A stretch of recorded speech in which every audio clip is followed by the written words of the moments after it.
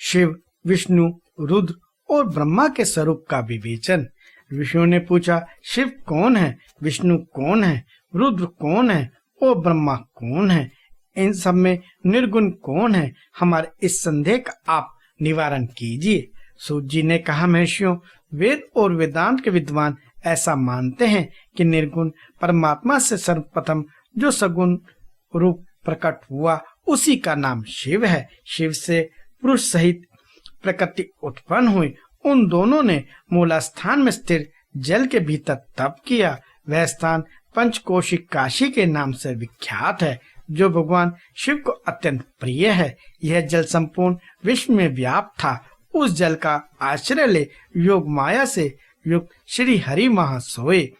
नार अर्थात जल को अयन निवास स्थान बनाने के कारण फिर नारायण नाम से प्रसिद्ध हुए और प्रकृति नारायणी कहलाई। नारायण के नाभि कमल से जिनकी उत्पत्ति हुई वे ब्रह्मा कहलाते हैं। ब्रह्मा ने तपस्या करके जिनका साक्षात्कार किया उन्हें विष्णु कहा गया है।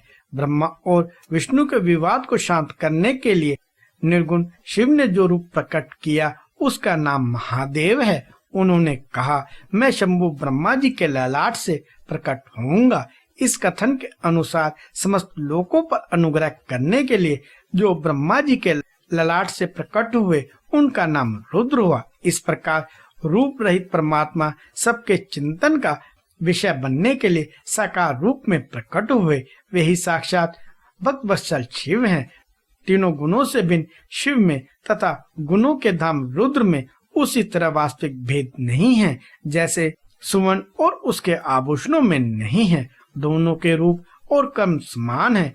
दोनों समान रूप से भक्तों को उत्तम गति प्रदान करने वाले हैं। दोनों समान रूप से सबके सेवनीय हैं तथा नाना प्रकार के लीला विहार करने वाले हैं। भयानक पराक्रमी रुद्र सर्वथा शिव रूपी हैं। वे भक्तों के कार्यों की सिद्धि के निमित्त विष्णु और ब्रह्मा की सहायता करने के लिए प्रकट हुए हैं।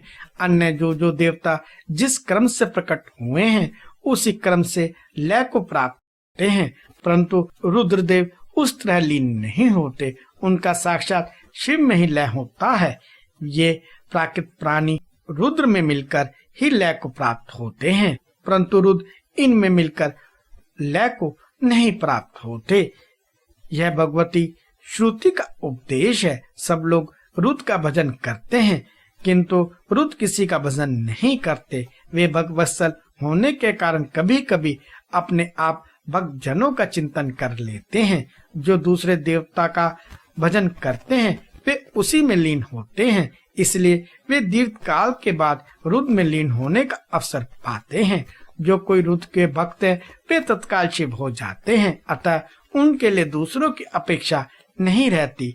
यह सनातन श्रुति का संदेश है। द्विजो, अज्ञान अनेक प्रकार का होता है, परंतु विज्ञान का एक स्वरूप है।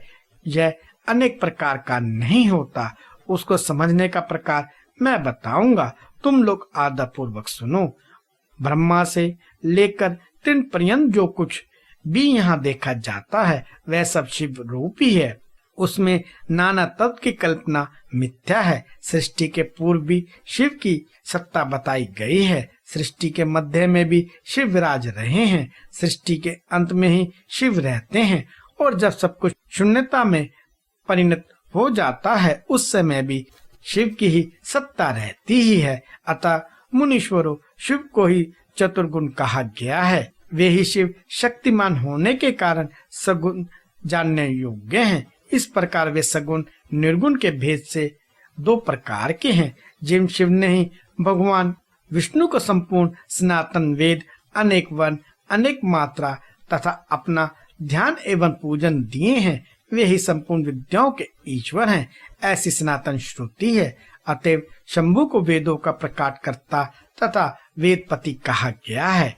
वे ही सब पर अनुग्रह करने वाले साक्षात शंकर हैं। कर्ता, भर्ता, हर्ता, साक्षी तथा निर्गुण भी वे ही हैं। दूसरों के लिए काल का मान है, परंतु काल स्वरूप रुद्र के लिए काल की कोई गणना नहीं है, क्योंकि वे साक्षात स्वयं महाकाल हैं और महाकाली उनके आश्रित है। ब्राह्मण रुद्र और महाकाली को एक से ही बनाते हैं। उन दोनों ने सत्य लीला करने वाली अपनी इच्छा से ही सब कुछ प्राप्त किया है। शिव का कोई उत्पादक नहीं है, उनका कोई पालक और संहारक भी नहीं है। ये सबके हेतु हैं। एक होकर भी अनेकता को प्राप्त हो सकते हैं और अनेक होकर भी एकता को। एक ही बीज बाहर होकर वृक्ष और फल आदि के रूप में परिणत होता हुआ पुनः बीज भाव को प्राप्त हो जाता है। इसी प्रकार शिव रूपी महेश्वर स्वयं एक के अनेक होने में हेतु हैं। यह उत्तम शिव ज्ञान तत्व बताया गया है। ज्ञानवान पुरुष ही इसको जानता है, दूसरा नहीं। मुनि बोले, सूत जी आप लक्ष्य सहित ज्ञान का वर्णन कीजिए, जिसको जानकर मनुष्य शिव भाव को प्राप्त हो जाता है। सारा जगत शिव कैसे है अथवा शिव ही संपूर्ण जगत कैसे है? ऋषियों का यह प्रश्न सुनकर पौराणिक शिरोमणि सूत जी ने भगवान शिव के चरणों बिंदु का चिंतन करके उनसे कहा।